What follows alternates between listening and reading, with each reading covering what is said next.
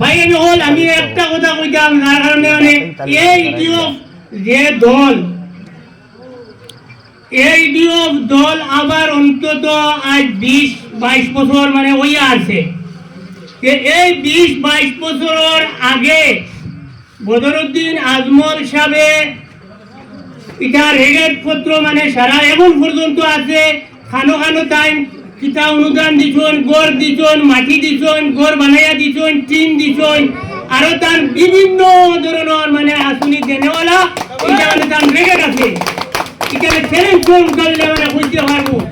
আর বুঝতে কিতা টাইম ওদের কেজিআর তুলাই একটা বারুইয়া আইজার খাইল রাজনীতিত লামিয়া তারা কিতা কতরা তারা মানে কইতরা আমরা ফাঁস হইমু, আমরা ওলা করমু, আমরা হলা করমু। ইনশাআল্লাহ এটার কোনোদিন কোনো স্বপ্ন ভাঙবে না, আর কোনোদিন এটা করতে পারবে না তারা। আমার কোয়ার উদ্দেশ্য এটা থাকছে গিয়া দেবগা বদরুদ্দিন আজমল সাহেব তাই এমএলএ হইলেও গেলা অনুদান দিতরা, আর এমএলএ না হইলেও তাই অনুদান দিতরা।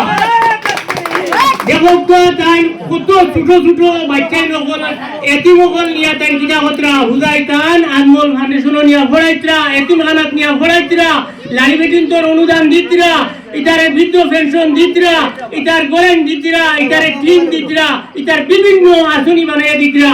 আর আজকাল যেটা নেতা হলো বার হইছই তাই ইলেকশন আইছে আর কিতা করছেন তারা রাজনীতির দামি দিচ্ছেন, রাজনীতির দামিয়া তাই কিতা দিচ্ছেন দেখি দেখা একটা আর মানে ইলা তান কোনো রেগেট আসেনি। ইনশাল্লাহ তো ইলা তোমার কোনো রেগেট নাই, তারা ইলা কোনো রেগেট নাই, তারা ইলা দেখেই দিতে পারতে না। বদরুদ্দিন আজমলর ইলা রেগেট আছে, ইলা দেখেই দিতে পারবা, ইলা করিয়া গেছেন।